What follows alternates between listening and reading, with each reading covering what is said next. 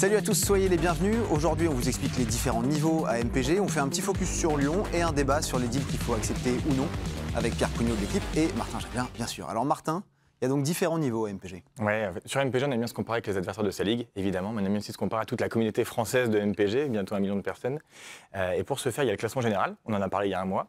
Il y a les badges, on en a parlé la semaine dernière, et il y a aussi le calibre. Alors c'est quoi le calibre? C'est le ballon que tu as à côté de ton nom d'équipe, ou que tu peux retrouver en cliquant sur badge dans ton compte. Et ça vient sanctionner quoi? Ça vient sanctionner en fait une espèce de note qu'on te donne sur MPG. Il y a différents niveaux, il y a 7 niveaux. Le plus beau niveau étant le ballon d'or. Alors on va le voir à l'écran, il y a différentes répartitions aujourd'hui parmi la communauté MPG, mais le ballon d'or c'est très rare. Il y en a 0,1% de la communauté MPG française qui a accès à ce ballon d'or. Alors comment on fait pour avoir ce ballon d'or sans être un Modric ou un Mbappé? Pour l'avoir, c'est une recette un peu secrète, c'est un algorithme, on ne peut pas s'empêcher de faire des algos chez MPG. Et dans cet algorithme, qu'est-ce qu'on met? On met la sagacité et la fidélité que tu as sur MPG, le nombre de fois où tu reviens par semaine, où tu joues, etc. 2, la générosité. Est-ce que tu as déjà acheté des trucs sur MPG ou pas? 3, l'ancienneté. Si tu es là depuis 2011, forcément, tu as plus de points. Et puis en fait, 4, est-ce que tu es bon ou pas dans tes ligues? Est-ce que tu gagnes ou pas? Et à partir de ça, on te donne un ballon. Donc voilà. Toi, par exemple, tu as quoi comme ballon? Ballon d'argent. J'étais un peu vexé d'ailleurs, je te cache pas, parce que pourtant je me donne. Ballon d'argent, tu fais partie de la enfin pas de la majorité, tu es dans non, tu es dans le top 20% des joueurs MPG en France.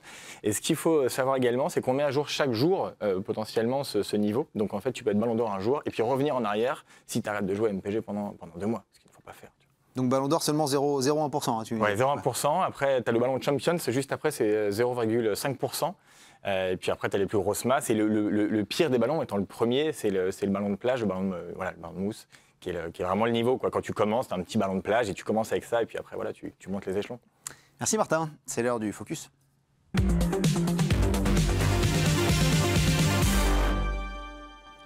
Cette semaine, on attendait Depay ou Fekir et c'est Maxwell Cornet qui a flambé avec Lyon contre Manchester City. Deux buts superbes qui ont presque permis à Lyon de se qualifier dès cette semaine pour les 8e de finale de la Ligue des Champions. Alors la question que tout le monde se pose, enfin en tout cas la question que moi je me pose, mais Cornet, il va être titulaire en Ligue 1 maintenant, Pierre? Eh ben, il va être un peu titulaire, je pense, parce qu'il va être titulaire dans les matchs de gala. Parce qu'a priori, contre les équipes qui jouent très bas et qui les attendent, bon, ça, a priori, c'est pas son fort. Mais il va être titulaire dans les matchs de gala et mine de rien, il va y en avoir pas mal là, cet hiver pour Lyon, Lille déjà, dès demain. Après, il y aura Monaco, il y a Montpellier qui est en haut de tableau, il y a le derby direct après la trêve. Et donc, du coup, vu que c'est la formule qui a marché dans un gros match, je pense que Bruno Genesio va s'y remettre et du coup, il va jouer, je pense, ces matchs-là. En tout cas, jusqu'à cet hiver, assez régulièrement. Donc, Cornet pour les matchs de gala, plutôt, Martin, toi, tu... En fait, c'était ce qu'on s'est dit après le match aller à City. Il avait fait un gros match, tout le monde avait enflammé Cornet. Et puis en Ligue 1, c'est 0 titularisation depuis le début. Donc d'un point de vue MPG, c'est très compliqué d'avoir Cornet dans son équipe cette saison. Il coûte que 8 millions.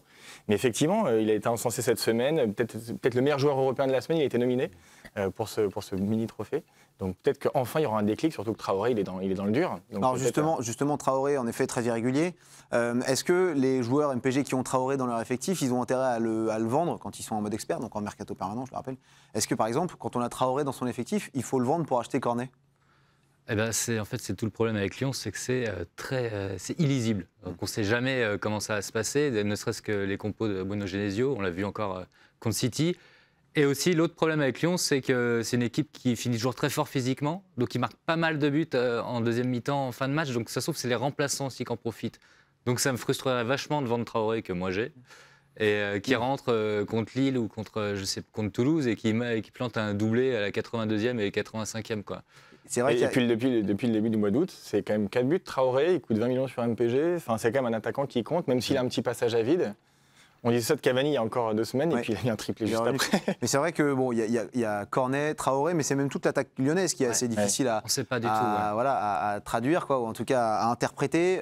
Dembélé, 3 buts depuis le début de la saison. Depay et Fekir qui coûtent très cher, qui ont fait des débuts de saison quand même en dents de scie. Est-ce que ça vaut le coup de vendre un de ces joueurs? Peut-être, je ne sais pas, Depay ou Fekir, si on a mis 100 millions sur Fekir pour acheter quelqu'un d'autre, ou parce que c'est difficile de lire dans les plans, de lire dans le cerveau de Bruno Genesio? Même Terrier, c'est compliqué. Ils ont joué contre Guingamp il y a 3 semaines à peu près. Ils ont fait un match affreux et ils finissent par en mettre 4 après la rentrée de Terrier, qui doit lui-même en mettre un d'ailleurs. Alors aujourd'hui, il a l'air d'être le 5e de la hiérarchie. Ça se trouve, il en aura mis 3 de plus d'ici Noël. Enfin, franchement, avec l'OL, c'est compliqué. Il y a une sorte de changement de tactique qui fait qu'a priori, ils vont toujours jouer à 2 attaquants maintenant. Donc 2 attaquants, ça veut dire en général 4 sur un match. que c'est souvent les attaquants encore en place.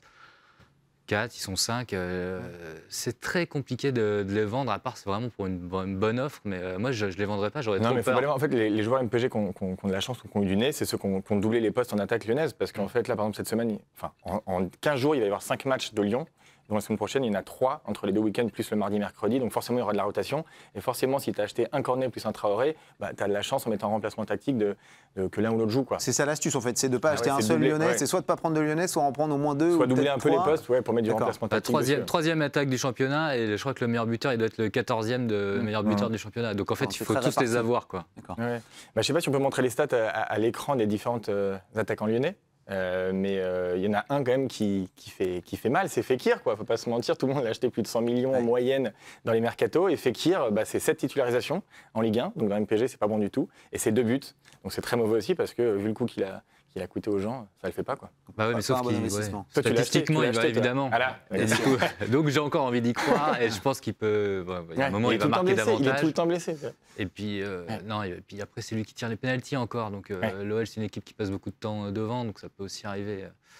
C'est pareil, c'est trop dangereux devant Fekir, je pense. Inversement, Depay, il a quand même des super stats. C'est le joueur de Ligue 1 le plus décisif en 2018 devant Mbappé, devant Neymar, si tu cumules passe D et buts. Mais sur MPG en Ligue 1, il est quand même en dents de scie, quoi. Il fait des gros matchs, il marque 3 buts, et puis après, il va rien faire, il va se taper un 3. Donc, franchement, l'attaque lyonnaise, c'est très compliqué. Dur d'y voir clair en attaque. En défense aussi, Marcelo a pris 3 matchs de suspension. Raphaël, a pris 3 matchs de suspension. Est-ce qu'on sait comment Genesio va faire jouer sa défense? Du coup, il va regarder une défense à 3, il va passer une défense à 4, qui va mettre... On arrive un peu à anticiper ça? Non, c'est comme pour l'attaque, c'est un peu compliqué. Après, là, ils ont fait un super match, peut-être leur meilleur des 2 dernières années contre City. Ah ouais, carrément. Peu de chance. Enfin, sur l'ensemble des 90 minutes, quoi. Il y a peu de chances qu'ils changent la formule, quoi. Donc, je pense que là, dans un premier temps, cet été, qui va jouer à droite, vu que Dubois, de toute façon, est blessé. Et puis, Dubois va jouer aussi, de toute façon. D'autant plus qu'avec la défense à 3, Tété va, à mon avis, de temps en temps rentrer dans la rotation des défenseurs centraux.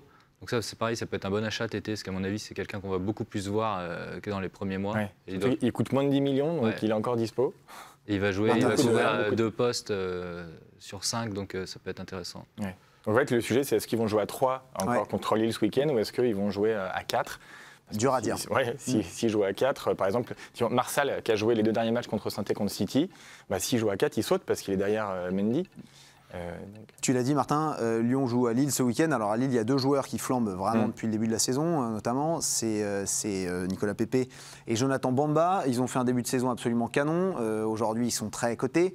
Mais on sent qu'ils fatiguent un petit peu. Est-ce que c'est le moment de les vendre, peut-être pour faire une super occasion, une super affaire et racheter d'autres joueurs, ou non, on peut s'attendre à ce qu'ils maintiennent quand même ce niveau de performance pendant longtemps? Surtout pas les vendre. De toute façon, il n'y a personne d'aussi bon sur le marché MPG qui est dispo généralement. Tous les joueurs bons, moyens et parfois pas très bons sont achetés. Donc si tu vends Pépé et Bamba, t'es dans le dur après. On les garde. Non, quand même... Toi, Pierre, c'est ton avis aussi? Non, moi je vendrais Pépé. Tu vendrais Pépé? Je pense que c'est un très bon joueur, mais je pense qu'il y avait quand même une grosse surperformance. Pour avoir qui en face? Généralement, moi qui ai plus de milieu de terrain, si je vendais Pépé pour 3 joueurs, enfin je l'ai pas. Ah ouais, donc tu ferais un deal Black Market, ok. Tu échanges Pépé, ok. D'accord. Alors donc ça nous amène à notre petit débat maintenant. C'est ça ce qu'on fait toutes les semaines dans MPG. Je vous donne un deal et vous me dites si vous prenez ou pas. Vous avez Marcus Thuram. On vous propose Maxwell Cornet, on en a parlé, plus 10 millions. Est-ce que vous prenez? Pierre, tu prends? Je prends Maxwell Cornet, ouais. Tu prends. Je t'ai embrouillé. Alors. Tu as Marcus Thuram dans ton effectif? Ouais, et je le vends et je prends. Tu prends Cornet plus 10 millions? Ouais, exactement. Pourquoi? Parce qu'à Guingamp, il va y avoir, il y a Roux, il y a Rodelin qui reviennent. Donc Thuram, il va probablement jouer, mais pas forcément dans l'axe ou pas forcément tout le temps.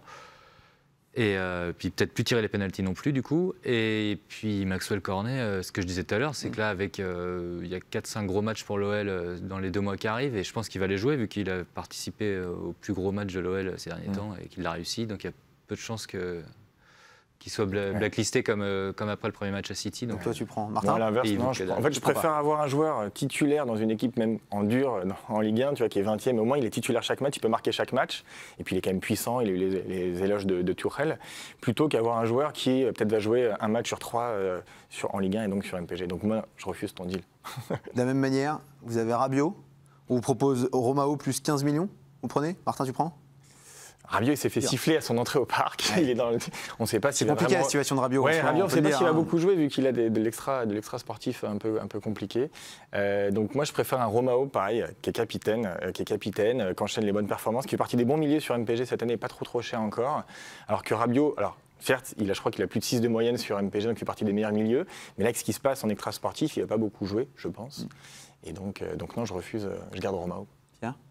Et ben moi l'inverse, tu vois. Ouais. Moi c'est bien, il y a du débat, c'est bien. Non, je prends Rabiot parce que déjà je pense qu'il va jouer en Ligue 1. Tu le gardes Rabiot, si on propose Romao 15 millions, tu gardes Rabiot. Je pense que ça va être quasiment le seul défi de l'hiver de Tourelle, c'est cette espèce de côté un peu faire de la pédagogie avec Rabiot. Il l'a pas fait jouer mercredi au parc. Ouais, pour le piquer, peut-être. De toute façon, il a 2 milieux, au bout d'un moment, il va pas pouvoir s'en passer. Donc il va le faire jouer. Et notamment, il va d'abord commencer par essayer de le relancer en championnat, quoi. Bah c'est bien, les avis divergent, ça fait du débat. Martin, tu as une petite dédicace avant la fin de l'émission, peut-être. Oui, en fait, on a retrouvé les archives de MPG version 2011. Donc, on a lancé le jeu en septembre 2011. Et le site ressemblait à ce qu'on peut voir à l'écran. Donc, c'était une page, c'était le web des années 2010. Ça pique un peu les yeux. Mais en fait, non, moi, je trouve ça très beau, très réussi. C'est joli, on dirait une presse PowerPoint des années 2000 même. Mais non, ce qui nous fait plus marrer, c'était les joueurs des effectifs de l'époque. Là, quand tu vois un Barbossa, c'était la pépite Barbossa, le joueur des Jantonneaux, qui était vieux mais qui plantait. Je crois qu'en première saison, il a marqué 8 buts, tout le monde était affolé. Puis 3 qui était aussi une promesse rennaise et qui était un peu le feu follet de l'époque. T'avais Jérémy Ménez, tu vois, qui était encore un top joueur.